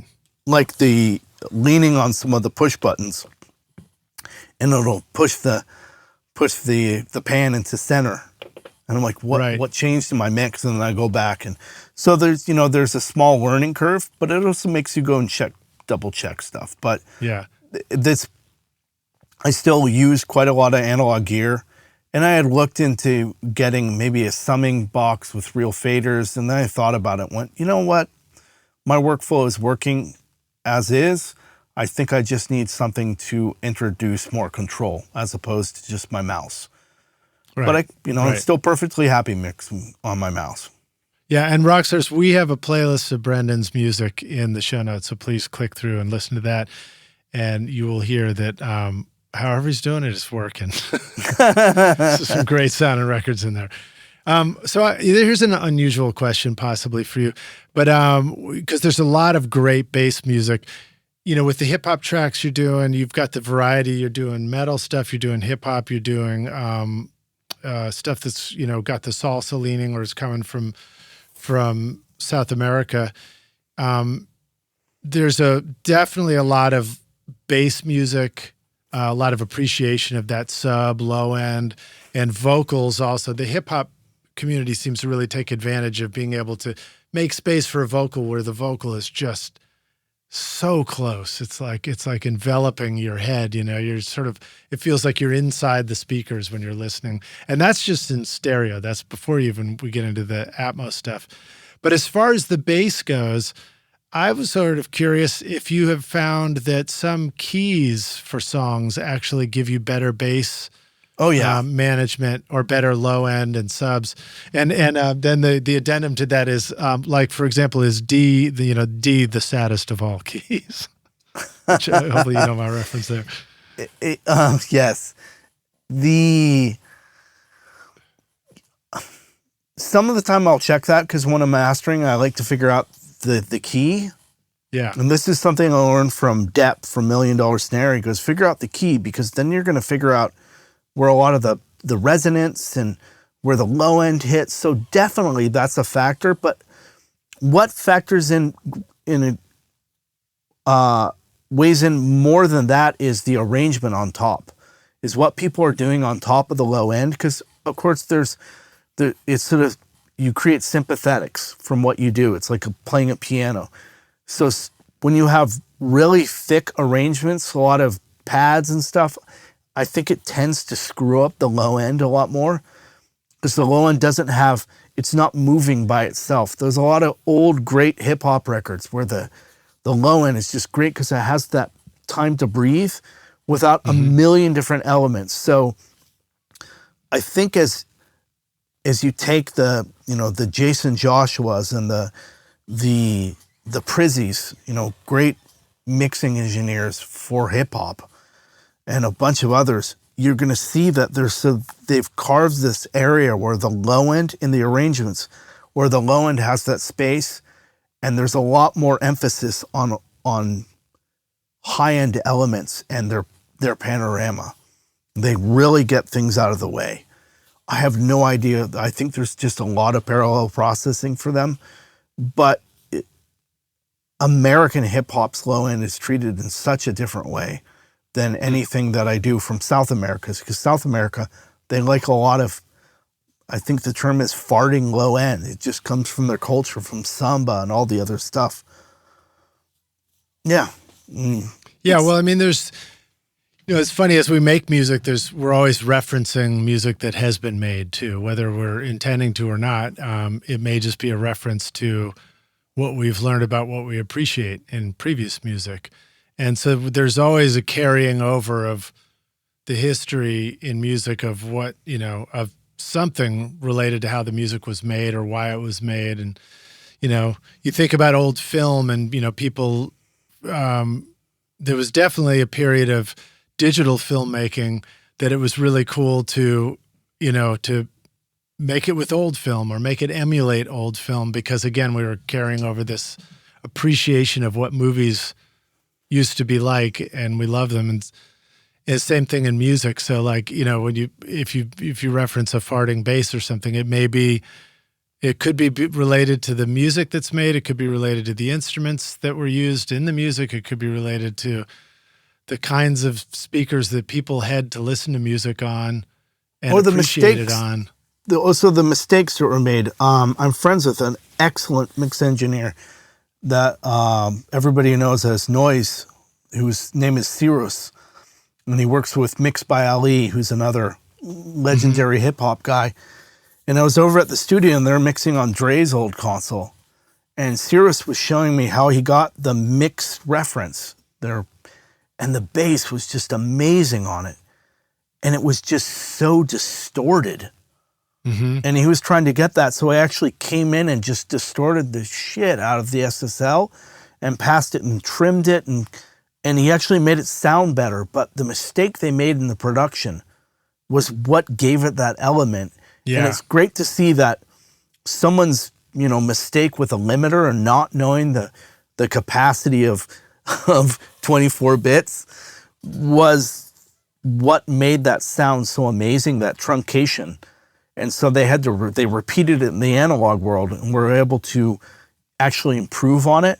And when he played the track, I went, God, I would never think of just absolutely destroying the low end like that. But when the arrangement was put on top of it, it just made for the most amazing sounding track. iZotope is truly amazing for mixing and mastering your music. Check out the new iZotope Velvet plugin, featuring intelligent sibilance learn de-essing that automatically detects harsh frequencies, dynamic tone shaping with lift and tame controls, and transparent declick to clean up mouth noises, pops, and clicks, all in one easy plugin for polished professional vocals. And now Ozone 11 takes your mastering game even further with the new Clarity module for adaptive spectral enhancement, upward compression in the maximizer for increased punch without losing dynamics, and stem focus to process individual elements like vocals or drums with surgical precision. Use the code ROCK10 to get 10% off Velvet, Ozone, or any fantastic plugin at iZotope.com. I mean, it's a cool also analogy because you're probably familiar. I think we're hopefully all familiar with this idea of like the happy mistakes, but often we think about that in the context of like performing music, like on your instrument, as somebody who comes from and appreciates the jazz world too, the idea of a cracked note, it's like, no, you don't get rid of it. You keep it in there. That's the thing that makes it interesting. And you hear the human quality in a performance. And it's just cool to remember that same thing applies to all the technical aspects of recording and mixing and I'm sure even mastering, and probably going into Atmos, of the recording, production side of the music too. Those interesting mistakes will carry through and become the identifying feature of the sound and the creation. Well, I've also, working with Depp at $1 Million is also pushed me into something I used to do that I stopped doing, which is chasing references. I stopped doing that because I wanted to have my own mixes. I wanted to develop my own sound, and it worked quite well. But when I'm doing an Atmos track that needs to sound very similar to the mastered track, I have to listen to Depp's master and go, how did he do this? And go back, and I've learned some of his workflow and how to translate it into the environment of Atmos. But there was one particular one that I was doing, and I just could not make it sound. I could hear that possibly a transient designer was being used on it, but I just couldn't get the same thing. It would just overcook it. So I remember phoning him and going, hey, it's almost there, but I can't get this going. And he goes, no, I only used the transient designer on one side. And then they explained his process. And he only had it, I think, on the left-hand side to accentuate one particular instrument. And he was using that spiff, I think, the Oaken sound or whatever it is. Yeah, yeah. And I just went, God, I would have never thought of doing that.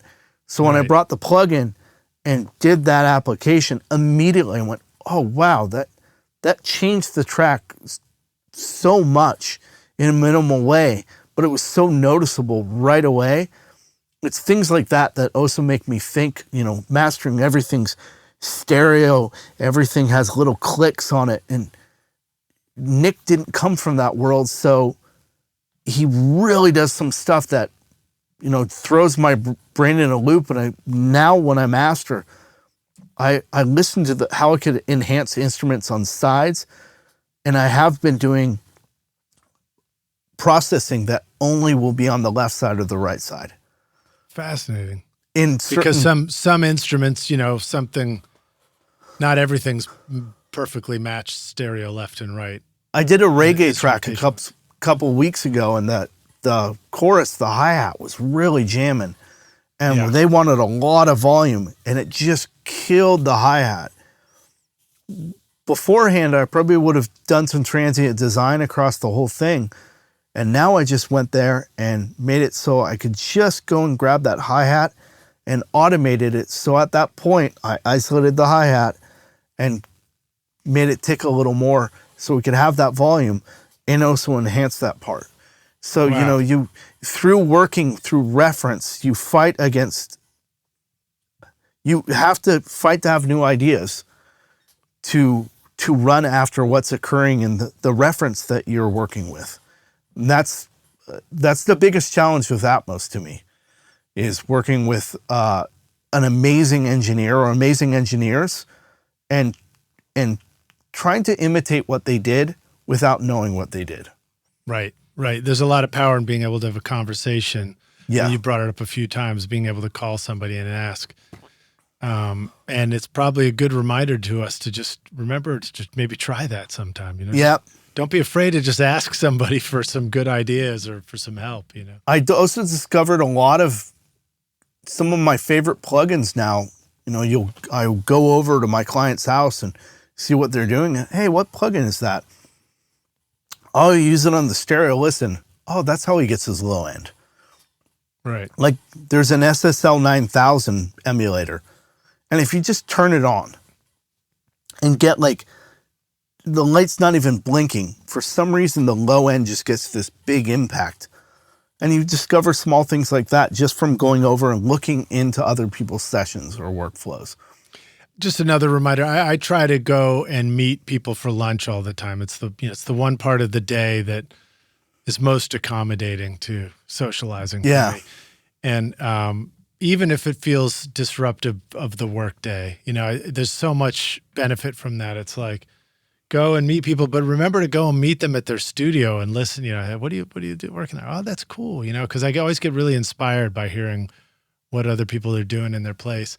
I know not everybody can do that if you don't live somewhere where there's lots of other studios, but if there are enough studios where you are rock stars, make time to go and visit your friends. Don't have competitors, have friends. Well, that's I think a thing I learned, especially when I owned a studio, because I worked with another producer for 10 years and we made all our records together. Stepping back and watch what other people do and, you know, giving them the round of applause they deserve when they do something phenomenal, is surround yourself by people that you admire, because then you're just going to get so many ideas, creative ideas. And so every week I phone one of my friends, whether it be Alberto Vaz or Stanley Suarez. Stanley did the sound for Megadeth, and Lionel Richie. He's done Meshuggah and Sepultura, and he's mixes amazing records. He mixed 2 records that I worked on for a band called De La Tierra. Just a phenomenal engineer with an entirely different approach and a very interesting technical perspective on everything. Where Alberto Vaz does sound for Sheryl Crow. He's got an entire analog rig right now. He's going with a Yamaha mixer, one of the old analog ones with all outboard gear, and it's very minimal and it sounds amazing. And you can, you know, I get to ask him about his thought process. And these are top-notch engineers that, if I ask a question, they'll answer. Life doesn't get better than that. You fought your whole existence to get to a certain spot, and now you can have the ability to, to exchange information with people that are at the top of their game. And so these are folks that are still in your Florida community that you can connect No, with? Alberto lives in Nashville. Stanley lives in Southern Florida, relatively close to me. But a lot of my friends, my biggest friends, still live in Brazil. A lot of my clients and mixing engineers who I'm very good friends with live all around the world. So once a week I talk to a friend of mine in Japan who does production and mixing. We're always, talking about how we're doing things, and you got a Neve summing mixer, and it's just always ideas. And I just started a new masterminds group with a group of all Brazilian music producers and instrumentalists from different genres and areas to get, people together to run ideas by each other, because you not only create work for each other, but you become better engineers and producers through that. I think that's great. I think that's really smart. You had mentioned something a moment ago about the hi-hat and about addressing something specific and I think that was in the mastering session. Yeah. What about, so one of the questions I wanted to ask is, because I also noticed on some of your hip hop ones, the intro is really compelling and it's really, you're not missing it at all. And then the vocal comes in, and I thought I caught sometimes the vocal comes in and maybe that thing that was up front maybe steps back just a little bit, makes room for the vocal and the bass and stuff like that. And I wanted to ask you, is that just a part of the process? Like, don't be afraid to readjust overall levels of sections in the song. Obviously, the limiter sort of does that on its own, and a compressor does that. Well, in mastering, I will do a lot. My catching system where I record it, I will automate post limiter all the time. And so I'll start the song off, and you can see some of the time when the vocal comes in, the song immediately gets louder because of the vocal level. So I will do a lot of automation in the catch so that I do have those audible dynamic changes between sections. And I always think of, I can't remember who did it, like Yes's record with Trevor Rabin, the owner of The Lonely Heart. And right. These keyboards that just like punch you in the face. They come out of nowhere and they're really loud, and then they go away. And it's really adds some shock value. And especially with hip hop, when you have something that's concentrated a lot of time on lyrics and less on melody, it can get repetitive. So I like shocking dynamic movement.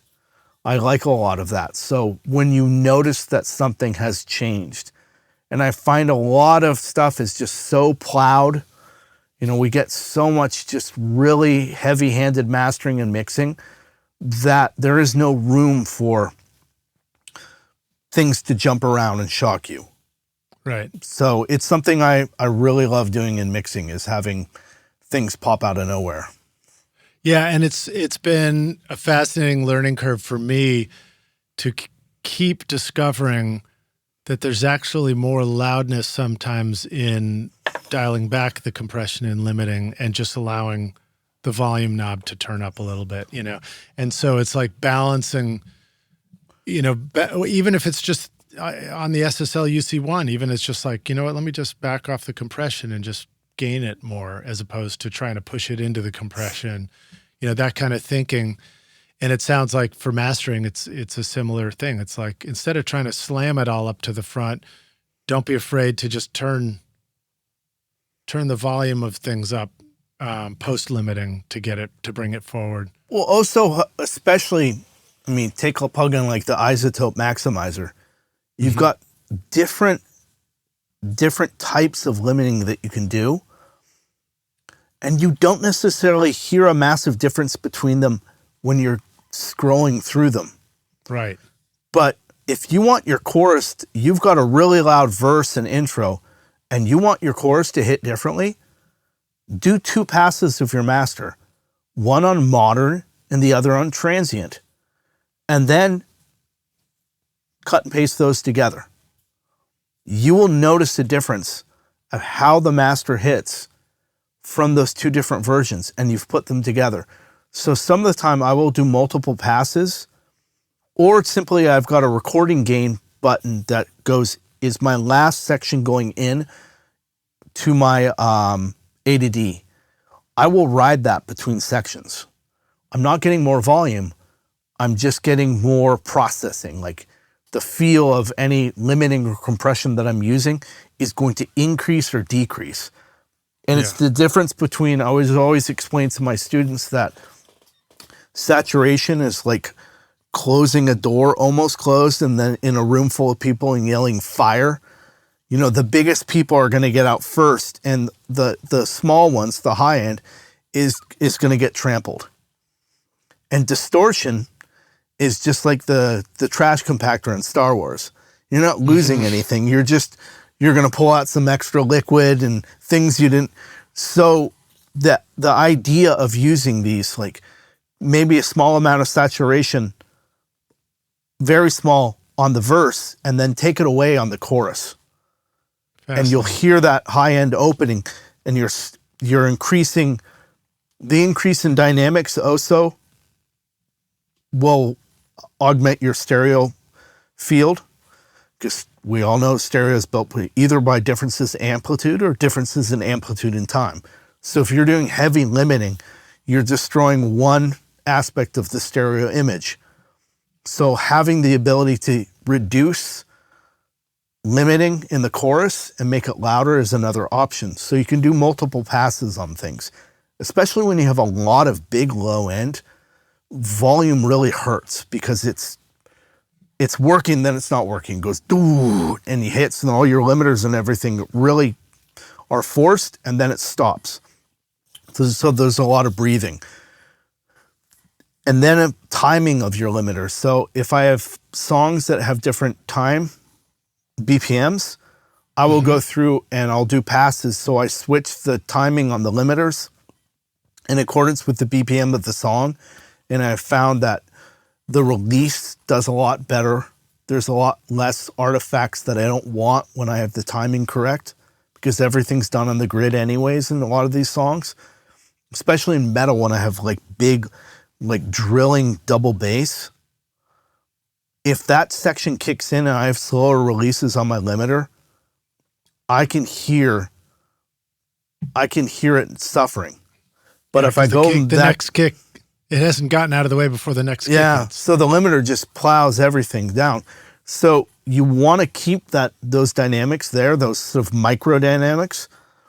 So I will automate that, but I also do a macro dynamics automation too, where I just do either in my pitch, like pushing into the digital processing, or after the digital processing, like automating after everything's said and done, because I've just got that, it's already at zero almost. Right. And I can just work within that area that I have, maybe start with the song 0.3 dB down and push it up. We're using small increments, but it does make a giant difference in the end if you're using all these small approaches, small processes to create audible differences in the sections.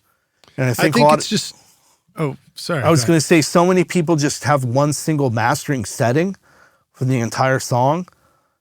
I like to think of stuff in sections. It makes your recall sheet a little more complex, but some of the time I'll adjust the EQ, or I'll put some low end back in. The small differences, like half a dB, will make a really compelling difference for the listener.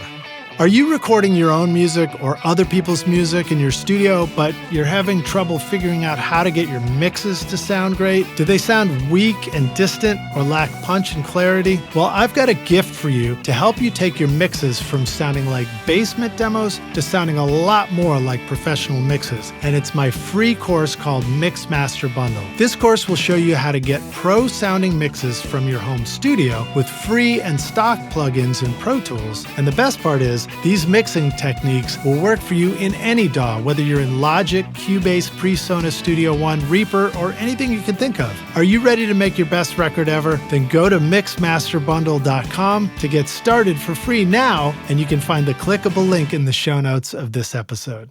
I think that applies everywhere too, and it's this great reminder that the set it and forget it mentality is only so useful. It's a little bit useful in some ways, but it doesn't take you all the way there. You know, it's like the more we remember that no one setting, it's like discovering auto-tune or Beat Detective for drums or one of these things and then thinking like, oh, wow, it's going to do the thing for me. And then you realize it doesn't ever get it all the way right. And so then you discover what it does is it gets it this far for you. You know, it takes you to the 30-yard line or whatever, if you use a football analogy, you know, and then you have to like carry the ball yourself for the rest of the way. And that's where it all comes together really nicely, you know? I mean, that's also, we're giving ourselves more problems nowadays. I did my Berkeley final project or / dissertation on the integration of AI into a small footprint mixing and mastering facility along with CRM software, just basically artificial intelligence. But not only that, how it would affect human intelligence? Like, do I become a better engineer applying these tools, and what do I learn from them? Mm-hmm. And Matt Boudreau had recommended some EQs and stuff for me to begin to use, the Gullfoss, I think it's called, and a couple others my friends sent to me. And it was funny because I started using them, and I made the mistake of using one of these EQs in a mastering project for a client who has some of the most detail-oriented listening skills I've ever encountered. And he said, you know, Brendan, there's something about the EQ on the first master that you sent that you've never done again. And I discovered the damn AI EQ was different every time I did a pass. Because it's an EQ that's thinking as it goes. And I immediately wrote the company and said, is there a way to record the pass? So there needs to be a way to say, this time when I do this, I want it to do it exactly the same way the next time. It has to automate itself. And the guy in the company went, we've never thought of that. Let's think about doing that. Because I could never use that EQ again. It is incredible. I wouldn't call it intelligent, but it's just, it really solves problems on the fly. Yeah. But in the long run, it actually creates more issues because it's constantly in iteration mode. You can't pick up where you left off. No. Because it never left off, because it just know where it left off. It's funny, I instinctively had the same question about that when I was using it, and I was fascinated by it, but then I think I felt like, wait, I feel like I don't really know what it's doing or if it's actually going to do the same thing. Well, the other issue that arose was the fact that I called it false processing. Is we have so many quote-unquote mistakes that occur breathing and swipes on the guitar, especially acoustic guitar, that the AI would see as mistakes. And so it would sort of yank out all of the mistakes that weren't mistakes, and it would miss some of the mistakes. Mm-hmm. So you had to hold its hand the entire time you were going. And I just found I spent more time holding AI's hand and making sure it did what I wanted to do. And it took more time rather than me just going and doing it. Yeah.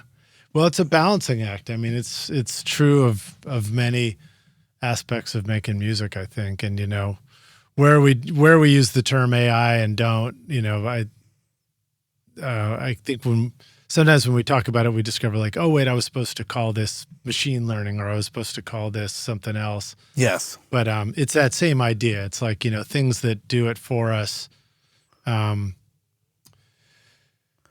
You got to be really careful how you use it. I certainly remember, again, the Beat Detective analogy, learning that you can put that on there and it'll do some stuff really fast for you, but you have to go in and inspect it with a fine-tooth comb to check every crossfade and make sure find all the errors and, clean it up manually and all that stuff. Or auto-tune, I mean, Melodyne is an amazing tool for tuning vocals, but if I really want it to be the best and I really want to like it, I have to go through and manually adjust everything and check everything and check the doubles and all that kind of stuff. But it's part of the process, it's like, I think it's great for us to learn all these new tools and also remember what you said earlier, which is you don't have to have a massive toolkit either. You can just pick the ones that really work for what you want to do and learn them well. But also analyzing, is the tool truly beneficial? I was in LA a couple weeks ago and we had a phenomenal drummer playing the song. I mean, the guy would speed up in the choruses or slow down, anything you asked. We had a click track going, but he knew how to do this. It was just amazing to watch.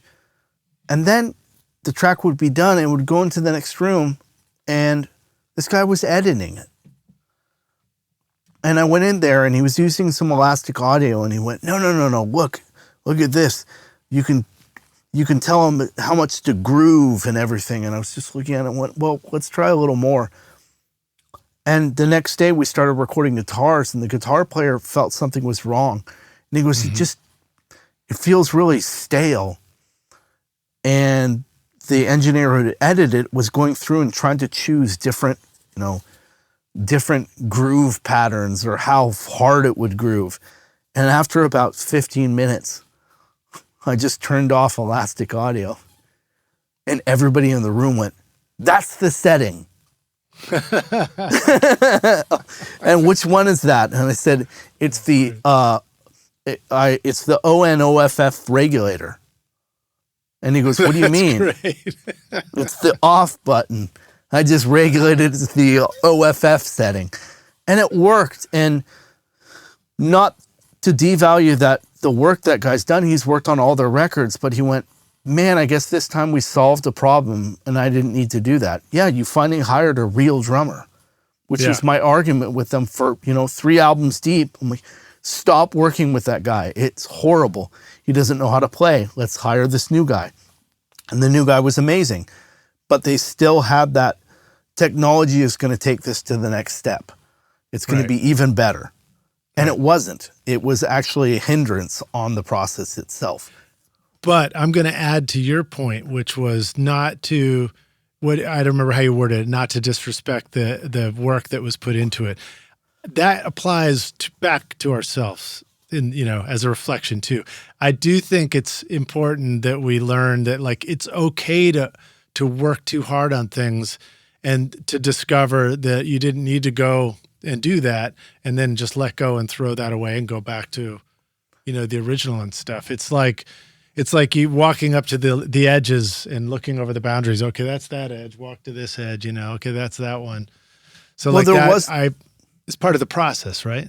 There was that. The engineer was much younger than I was. And he goes, oh, can I talk to him?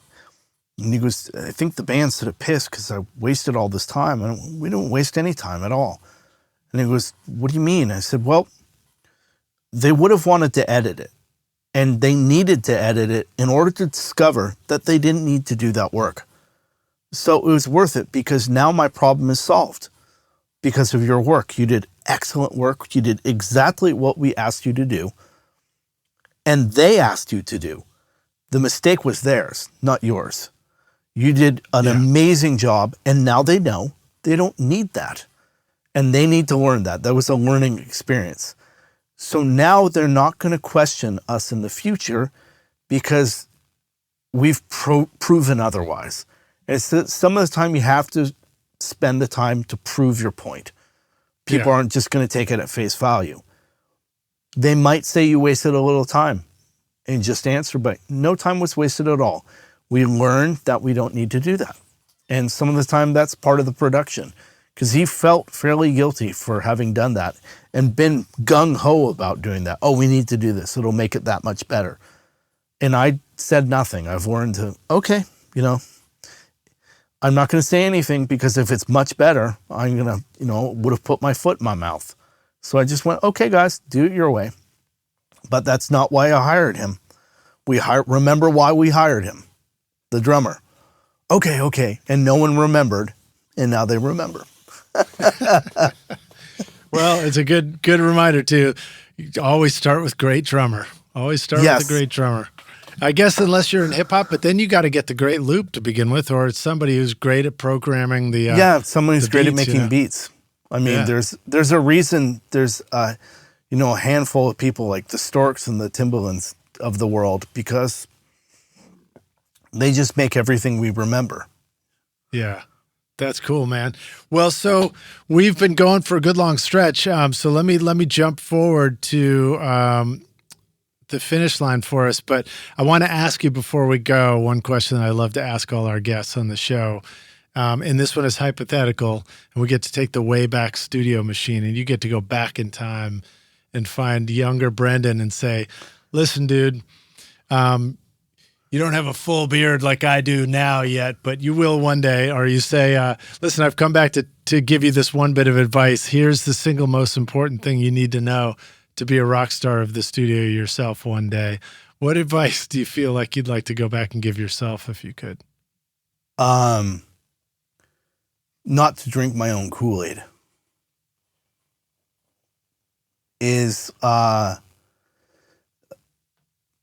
Don't forget how important you are in other people's lives and how unimportant your career is for other people's lives. And it's not even about engineering. It's just about, you're going to be a much happier person if the people around you are happy with you.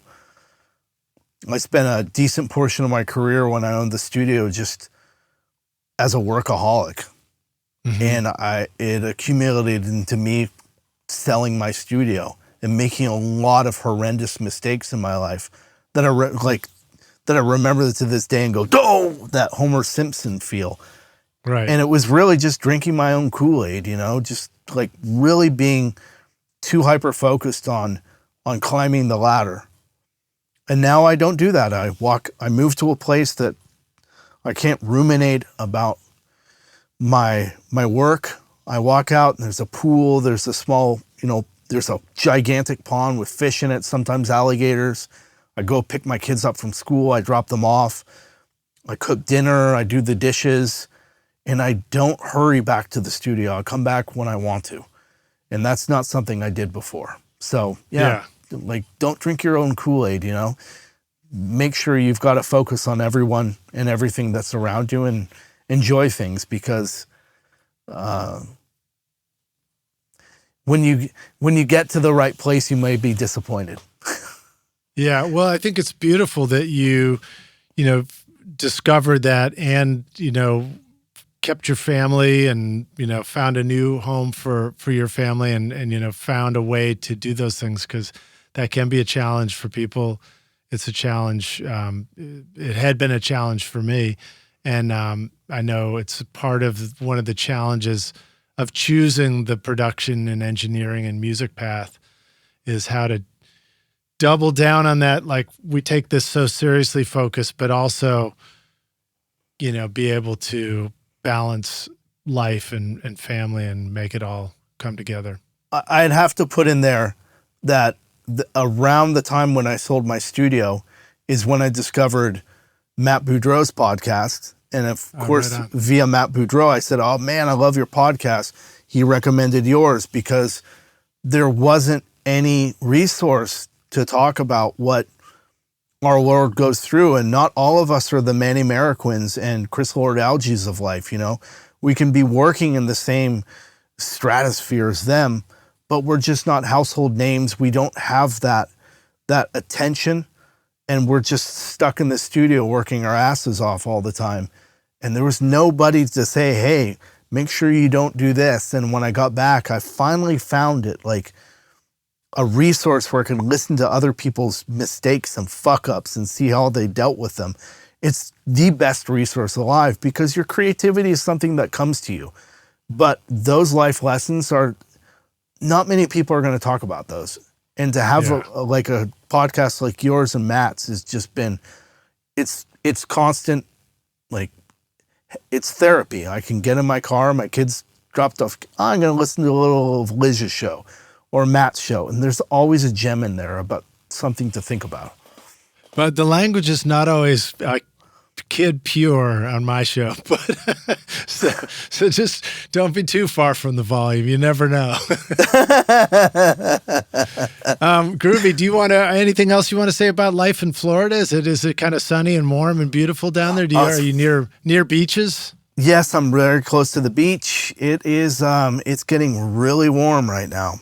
But I married a Brazilian woman, so, cold weather isn't a choice. So we live here, and we live on over an acre property, and it's beautiful at night. I came out today and there was an armadillo in the backyard. Nice. We've had alligators in the pond. Have you taken up surfing yet or anything? Are you near the waves and the beach? Yeah, I'm pretty close. No. I think with the kids and the studio and my career, that's enough on my plate currently. We like traveling a lot. Catch a wave. Yeah, I don't need one more thing. I got to walk my dog Muffin. And there's a couple things that I do, and I keep it simple. I'm going to just write that down. I got to walk my dog Muffin. That's a good line. Well, Brendan, this is so groovy, man. Thanks for joining us here today. Thanks for taking time out from, I'm sure, a very busy schedule.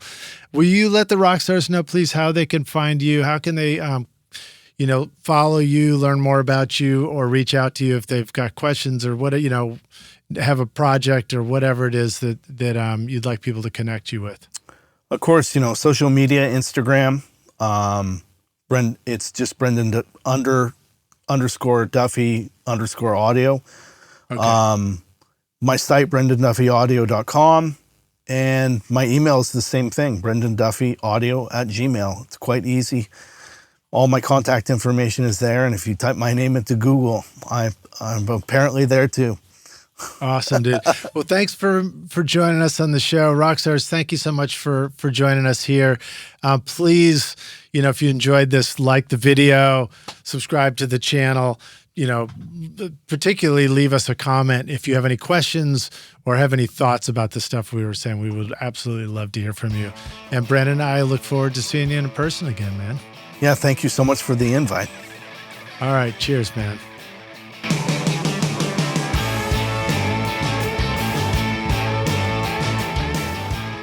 Thanks so much for listening to Recording Studio Rockstars. If you enjoyed the show and want to help make it better, then please share this episode with your friends on social media and leave a rating and review on iTunes to help the podcast reach more rock stars like yourself. You can click directly over to iTunes or go to rsrockstars.com/review for an easy explanation. And remember to hit the subscribe button to keep up with weekly episodes. And if you're ready to make your best record ever now, then head over to Recording Studio Rockstars Academy, where you can start with my free course at mixmasterbundle.com. Thanks so much for listening, and thanks for being a rock star. I'm Lid Shaw, and this is Recording Studio Rockstars. Now, go make great music. Recording Studio Rockstars would like to give a big thank you to our awesome sponsors who help make this episode possible: iZotope, Native Instruments, Atom Audio, and SAE Institute. And remember to take advantage of our special coupon codes at iZotope.com and nativeinstruments.com. Use the coupon code ROCK10 for 10% off any plug-in purchase. And don't forget, you can start mixing right now with my free course at mixmasterbundle.com. If you enjoyed Recording Studio Rockstars, please check out our sponsors using the links in the show notes. These are all things I highly recommend for your studio. They're going to help you make your best record ever. Also, please like and subscribe to our YouTube channel because it's a great way for you to help support this show. I'd also like to thank our fantastic team here at Recording Studio Rockstars, Vlad Weselchenko and Liz Hulitskaya. Thanks so much for watching and listening, Rockstars. We'll see you in the next episode. Cheers.